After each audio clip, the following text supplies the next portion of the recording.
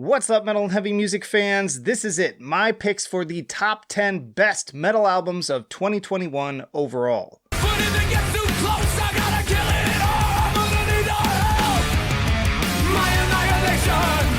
First up, we have Every Time I Die with Radical via Epitaph Records. I wasn't originally going to include this album on my top 10 as it doesn't really do as much as the other picks in the way of technicality or innovation, but the reality is I could not stop listening to it and I don't think it'll be out of my mind anytime soon. Get out! Despite the dark and at times downright nihilistic themes on display, it still manages to be an absolutely riveting listen with all of the usual wordplay to put a smile on my face. The space between us is like a crime scene. Blood and no fingerprints. Blood and no fingerprints. And in addition to being packed with the usual straight-up bangers like Dark Distance, Postboredom, and AWOL, there's also further stretching of the boundaries with the likes of People Versus and especially Thing with Feathers, which quickly went from a head-scratcher to one of my favorites on the album. In any case, it already ranks high in one of my all-time favorite discographies and is essential metalcore listening. Next up is Cryptosis with Bionic Swarm via Century Media Records.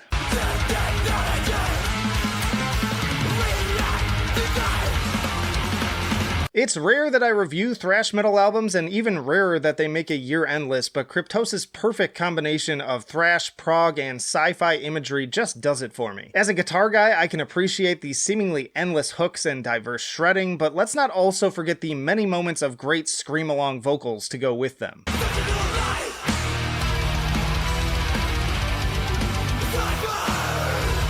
And really, all the performances here are well above average and woven together into compositions that are well beyond most releases in the genre. I came into Cryptosis due to my excitement for their split with Vector, but ultimately I walked away as a much bigger fan of this band moving forwards. Here's hoping for another banger in 2023. Then we have The Lion's Daughter with Skin Show.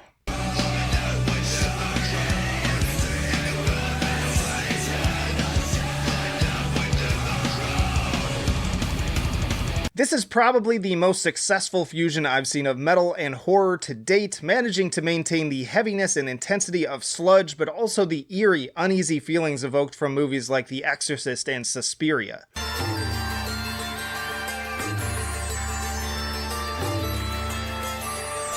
The crushing distortion alongside the clear allusions to these works in the synth lines makes for an experience that is both highly atmospheric and headbang-worthy at the same time.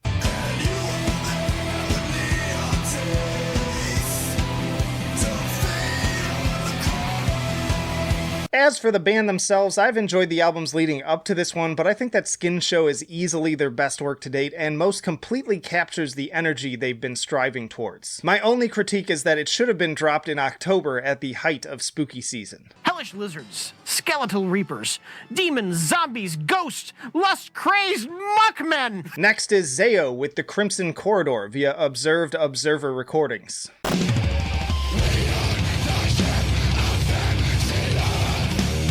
Despite a discography that goes all the way back to 1995, Zao continue to drop some of their best albums of their career. I was already floored by the well-intentioned Virus comeback in 2016, but in terms of scope and ambition, The Crimson Corridor blows that album out of the water, delving into downright doom territory in its darkness in addition to the usual raw and technical flair of their prior records.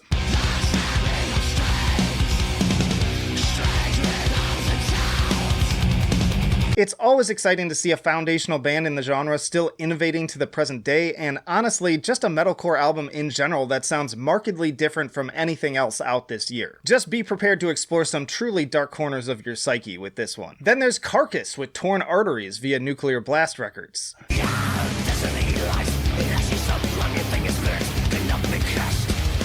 One of a few legacy acts this year with an album that seemed to divide the fan base, but I really love what Carcass have accomplished here. As great as Surgical Steel was, Torn Arteries is a far more ambitious album that combines all of the best elements of the band's various eras over the years.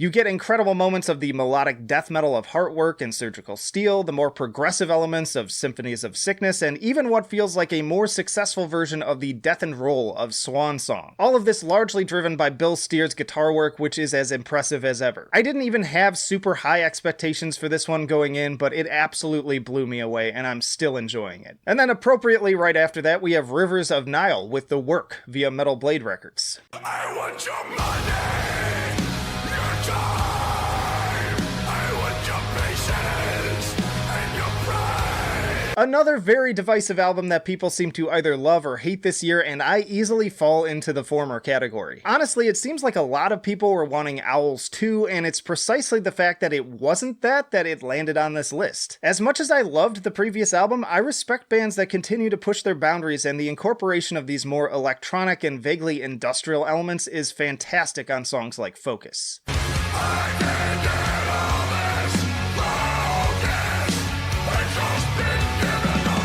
And fortunately, all of this experimentation feels in service of a larger message, one that deeply resonates with me both while listening and echoing in my brain long after. It's diverse, it's emotional, and it was a ballsy move for a band that could have easily just phoned it in. Speaking of shaking things up, we have Converge with Bloodmoon 1 via Epitaph Records.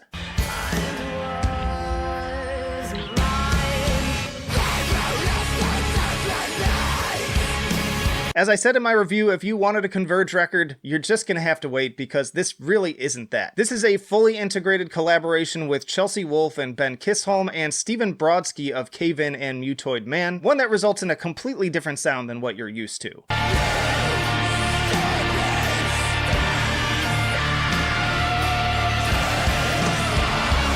The DNA is still there in some of the guitar sounds and riffs and some of the vocals, but for the most part, this is the most unique and ambitious album of the band's career, and it's just not going to scratch the same itch as any of their previous material. Largely, speed and technicality have been abandoned here in favor of highly dynamic arrangement and haunting David Lynch atmosphere. She's my mother's sister's girl. I also made comparisons in my review to everything from Brodsky's own Cave In to Helmet, The Smashing Pumpkins, and Tom York. So even if you previously weren't a Converge fan, this is the perfect album to check out anyways because it's just completely different. Dipping back into the slightly more obscure, we've got Fractal Universe with the Impassable Horizon via Metal Blade Records. Step between my frostbitten dreams. If you're like me, you miss death metal opeth, but fortunately this new album from Fractal Universe brings that same energy and then some. Tracks like A Clockwork Expectation nail both the soft, more traditional prog elements and explosion of aggression perfectly, and then also adding their own unique signature along the way.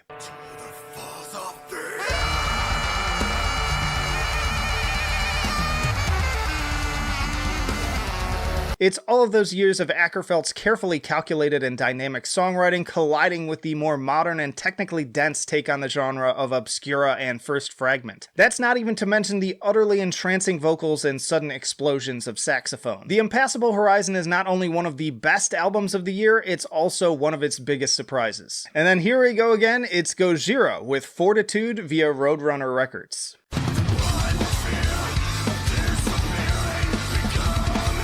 Once again, half of the viewers right now are groaning at yet another divisive album this year. Now, of course, Fortitude is no From Mars to Sirius or The Way of All Flesh, but as far as this new, more streamlined era of Gojira goes, I think it takes everything that Magma did and does it better. How dare you! Furthermore, they continue to add some new ideas along the way, making for a very diverse experience.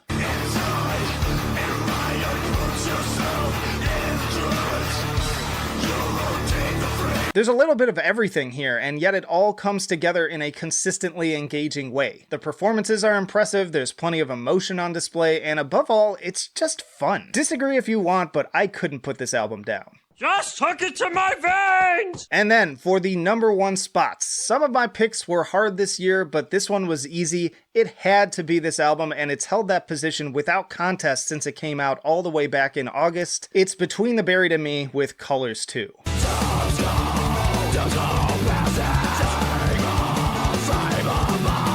Just looking at my scales, this one tops them all out in terms of musicianship, innovation, and of course enjoyability. In fact, I think I'm prepared to graduate this thing to the fabled 10 out of 10. The performances are dizzying without losing focus on catchiness, the songwriting and experimentation never fail to be exciting, and in the process, Between the Buried and Me managed to showcase all of the greatest strengths of their ever-evolving sound over the years.